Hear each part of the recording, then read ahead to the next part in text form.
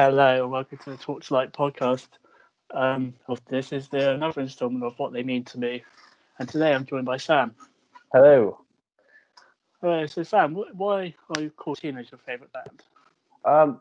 Thinking back to it, they're the first band I ever really connected with.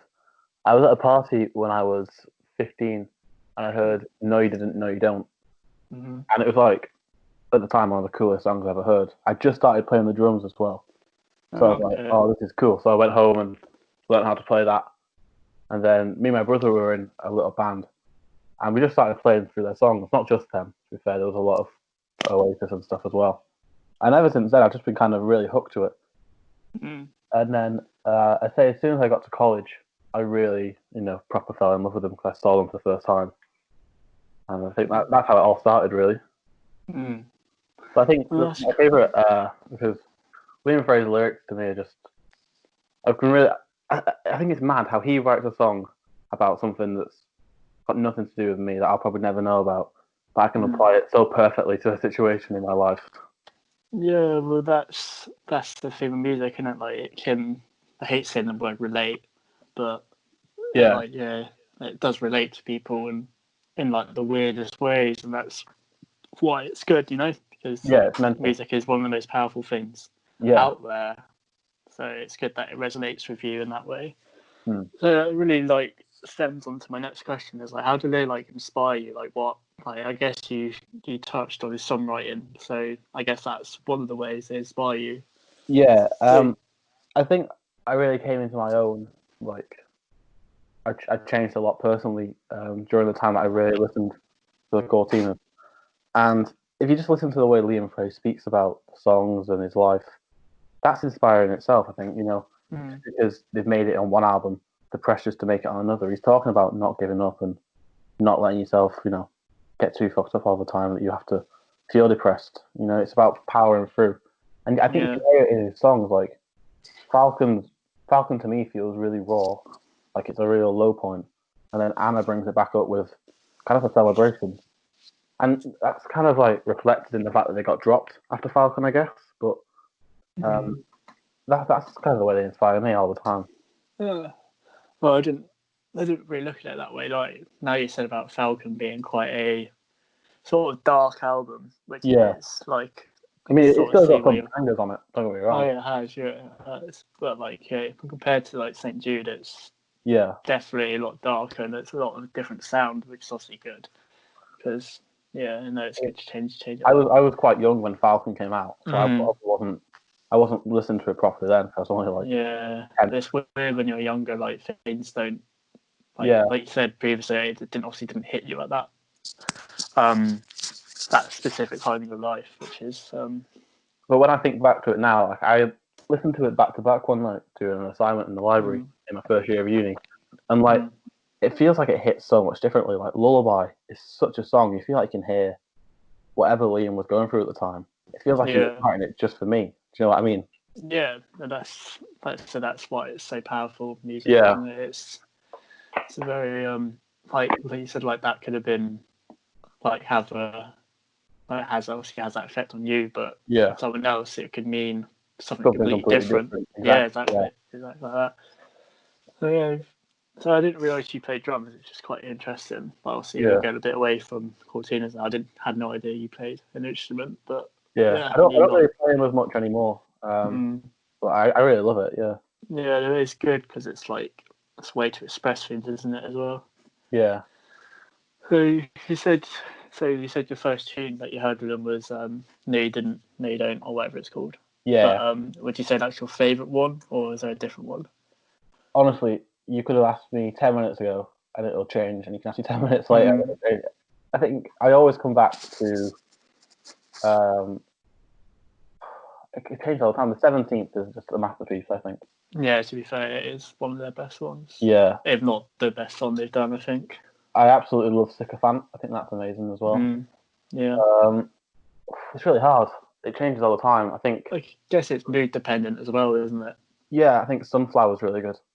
Yeah, Sunflower's good. Yeah. It changes all the time. So you have obviously their albums are very different in every single way. Yeah. And like I say, Concrete Love is a bit more, it's a bit more uplifting, isn't it? It's more summery. Yeah. It's always got. It feels like it's like a good festival album, isn't it? And all the songs that they play live. I feel like Anna and Concrete are kind of an extension of each other as well. Like you could play them back to back, and you would think. I think it was a double album. Personally, I really like it. Yeah. Even though it's different in slightly different ways on different songs, I think they've done it really well. So, if you had to pick one, like at this moment in time, which would be your favourite? At this moment, probably More Again Forever, just because. Really? I think it was so different, and it's rare I can listen to an album back to back without wanting to skip a song. No, that's good, isn't it? Like I listened to it, it wasn't really for me, but maybe I need to listen to it again. But it's just like if you can listen to it straight and not skip a song, then that's testament to. I always think, well, if it wasn't by the Courteeners, would I still love it? And I think the answer is still yes. Yeah. Like some other bands are like I listened. You got me listening to Falls. Mm-hmm. I think if this was Courteeners, would I still listen to it? Yeah, because the song's pop. Like I think the same about More Again Forever. So like you mentioned that you've seen them live. So, like how many times have you seen them? Quite a lot. I saw them first time at the Manchester Arena reopening. Oh yeah. Blossoms were there and Noel was there as well. Blossoms are always there, aren't they? Like... Hey, and Rick Astley was there. You know, that was some lineup. That's funny too, sir. It was pretty good. So saw them then, and then they were at. I saw them once before Neighbourhood Weekender as well. I can't remember where. Oh, okay. And then I saw them at Neighbourhood Weekender.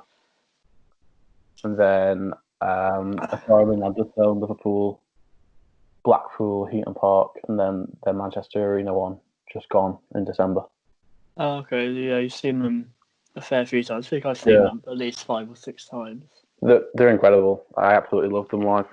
And then I had a ticket to the album launch in Manchester in February, I think, was it, or March?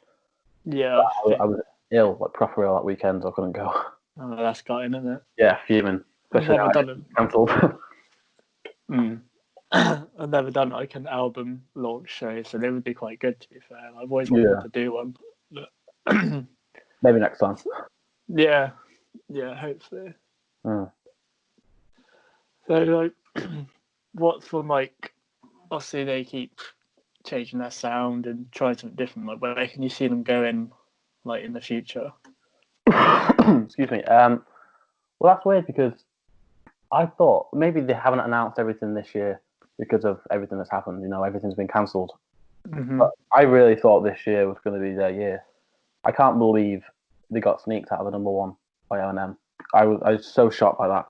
I really thought they had it this one. I don't know. Like, I know where you're coming from, but it's Eminem, isn't it? I understand he's gonna. But I just couldn't believe they didn't get #1 this time. But #2 is an achievement in itself. Like, they should be proud of that. But it's good effort. Where they're going, I think you got to look at it from 2 ways. Music-wise, they could go anywhere now. Like, I'm sure I read online somewhere that the DMAs and Liam Frey were doing a side project. Which, if you listen to the DMA's new stuff now, it's completely different from Delete. Yeah, it's very it's very synth-based, isn't it? Yeah. So, and like Liam's obviously been a big fan of Blossom, so it could go that way. It could honestly, I think it could go any way. And then the other way to look at it as well is they're doing bigger tours than they've ever done before. So bigger venues on a bigger scale as well. Like, what was it? Alexander Palace in London, 14,000. That's mad for a band that was told they were never going to make it down south. Yeah, that is quite big. I don't think they'll ever be like O2 Arena big. But no, I don't think so either. But I think that's because of how like tight and specific their audience is. That's the only problem with them. I think they've just hit quite a niche thing, aren't they? Yeah, they've hit like a certain demographic, haven't they? Whereas you look at like other bands like Arctic Monkeys, their demographic is a lot bigger. I wouldn't be surprised though if we see them headline Leeds. I really wouldn't be surprised. I thought this year was going to be their year for headlining Leeds. Really? I see. It's weird because I don't think they'd ever be able to do it, but that's just me. But like, Yeah. I mean, they could do it, but it's just that they'd have in terms of like a business point of view, if they'd have that pool, maybe for Leeds, but I don't know if it'd work for Reading. I know like the same festival, the same lineup, but yeah, I know what you mean. But I just don't, from a business point of view, I just don't see them being able to pull in the crowd. Like, I think it was disappointing for them that Transmit just got cancelled because it would have been top of the bill there, and then it could have been seen, how well they can work a crowd. I think that probably would have been their biggest headline slot, I think. Oh yeah, absolutely. On the festival, I think, anyway. Which is good, obviously. Like, it's a good level to be at. I wouldn't be surprised either if we see them work their way over to the pyramid stage finally at Glastonbury, because they've played what, is it 6 times, something like that? A lot of times at Glastonbury. Yeah, they always played it when they were unsigned. Yeah, they do the other stage. Is it the other? Yeah, the other stage. Yeah, they've never played the pyramid, so no. I mean, I maybe just because I had a ticket this year, but I really want to see them. It's weird that they had never done it on the pyramid stage, but Blossoms have. Have they? That's mad. Yeah. I watched Blossoms on the pyramid stage. When I went to Glasgow. Yeah, it's just weird, isn't it? Yeah, didn't know that. But I thought this year would have been their year for it. Yeah, but, I think it would be. I'm worried. They were on the. Sorry, carry on. Now you carry on, mate. It's cool. Okay, I'm worried that maybe if next year, if coronavirus has calmed down, which hopefully it has by then. Yeah. Hopefully that they're not lost in the shuffle, because everyone's going to be announcing, "Oh, we're back. Let's do a tour." Yeah, it's going to be. It's going to be mental, isn't it? I think the diehard Courteener fans are going to go see Courteeners. Like, I'm just going to pick them over anyone. But like people who maybe bought More Again Forever and was really hyped about it, it's going to be like a year later. There's no guarantee that what's the word I'm looking for? That hype's still there. Because it's weird, because like they didn't actually announce a tour for More Again Forever, have they? Or did no? No, they hadn't. No, they just did those little warm ups. Yeah, so like it's probably in the pipeline, but obviously won't happen now. Probably till next year. Well, they do it quite a lot in winter, don't they? And then I think it would have been like December again. Yeah, that's the thing with Courteeners. They like, not that it's a bad thing, but they are quite predictable with their tours. Like, everyone knows that they'll announce a December tour, but they won't do Manchester on the tour. But then they'll do like a Heaton Park gig. Well, I don't know what else they can do in Manchester, because they've done the cricket ground, they've done Heaton Park twice, Castlefield Bowl twice. You can do all I was going to say all the football stadiums, but I don't think they're that level yet, are they? Well, I was thinking that, but I think because they didn't sell out the arena, maybe the appeal for Heaton Park was, the appeal for Heaton Park was that it was Courteeners in the backyard, but it was, every ticket was a standing ticket, wasn't it? Yeah. But then, my dad went to see them at the arena. He would never go and stand in the field. Do you know what I mean? Yeah. But maybe there's an argument for the stadium being a good venue. Yeah, it's just the thing. Like, I think they sell out standing, no problem. Like, I think that'll be in it. It's just the seating, isn't it? That's And same with the 2018 tour. I went to see them they played in Llandudno, just around the corner from where I go to uni. And then they played in Liverpool. I think it was a few days later, something like that. Yeah. The standing was full, and we bought our tickets like 2 days before, and we were on the very back row, right at the back, and there was about 4 seats left next to us. So they were so close to selling that out. Yeah. Like, annoyingly close. I couldn't see any other seats anywhere. See, I just think they're just at a weird level, aren't they? Yeah. Like, they're big but not huge. But like I said, like earlier, like they just appeal to a certain demographic, don't they? Yeah, exactly. And they're big in their scene, which isn't a bad thing, obviously. Yeah, I mean, this last tour they did in the winter of 2018, like, that was their biggest without question. Like, and most of it sold out. I think there was only 2 dates that didn't. Yeah, I think I went to it. Was it when they had Jerry Cinnamon? Cinnamon supporting, Jerry Cinnamon and Zuzu, I think it was, yeah. Yeah, I went to the Southampton one. Oh, right, was it good?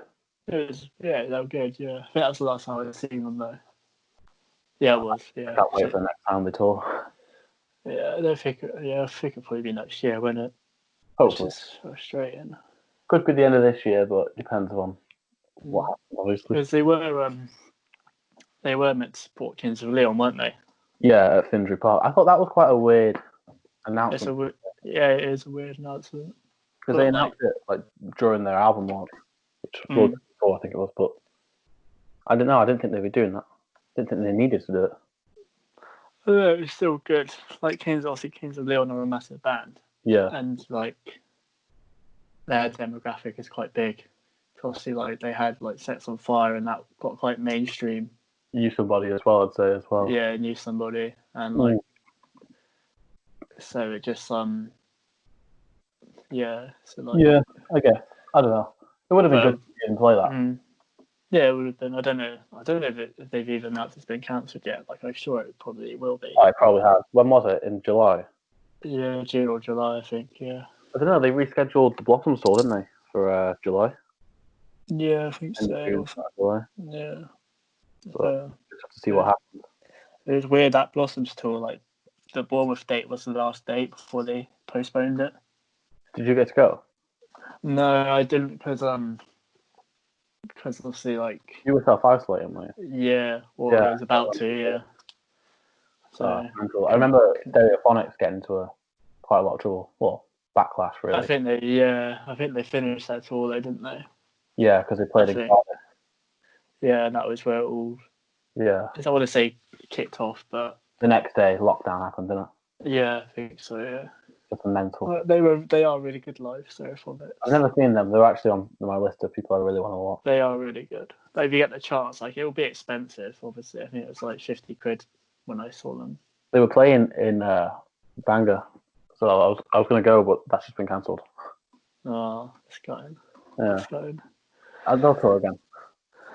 Yeah, they probably would. They always do tour. Like they're quite good for touring. I think even like how long they've been doing it for and that. So. Yeah, the set list as well. I read a lot of set lists when I'm bored. Yeah, no, so do I. And they've always got a proper good set list. They play for a long time as well, which is good. Yeah. That's another thing I have like a little bit of a it's like a little pet hate, I suppose. Like it's like if you pay so much money for bands and you play for like I don't know, like they do like 18 songs or something, and it's just like you paid like right now, I think. Oh God! I'm not going to start you off on Catfish again. Like the past 3 ones they've done of these have all been of mentioning Catfish at some point. It's just because it's just because like they're just easy to come. They're easy band to say like. They're just a good example of someone that hasn't changed their sound, etc. But that's why I can't believe that Courteeners aren't bigger than Catfish. I can't believe that because Catfish's first album has some absolute tunes on it, but you could play any song off any of their follow-up albums, and you would think it was the first one. Like there's no differentiation between it. No, exactly. All they need to do is add a piano into it or a keyboard or just something, like a string section, just something to like give it a bit of, oh, that's different. Yeah, like. When I went to see the Courteeners last in the Manchester Arena, they had that string section. I spoke to you after the gig. I was like speechless at how good it was. Yeah, and that's what you need, and they're just. I think you'd walk out of Catfish going, that was fun. Yeah, they just seem quite like a lazy band. Yeah. But anyway, this isn't about Catfish. But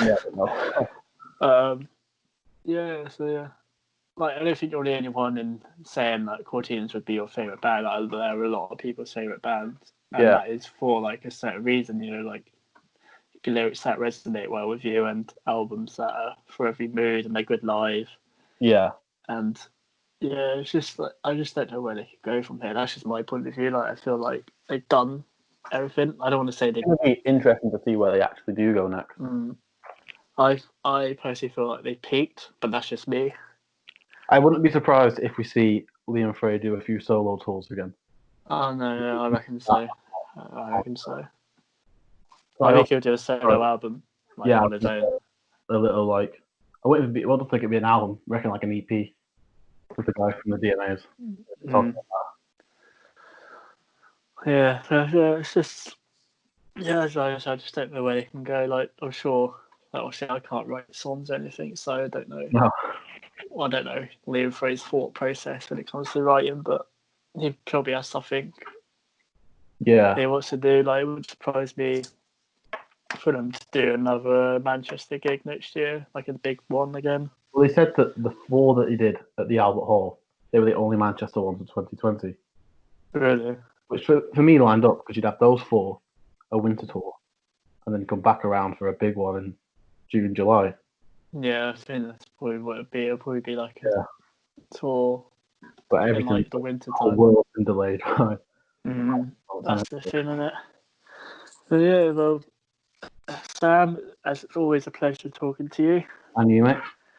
And yeah, so thank you for everyone for listening. This has been the Torchlight podcast, and yeah, you can find us on all the socials. And yeah, I hope you have a good day, and make sure you all stay safe. It's Wash your hands. horrible out. Wash it. Yeah, exactly. Wash your hands. Keep hot. Get that hot soapy water on you. And yeah, thank you very much. Have a good day. Goodbye.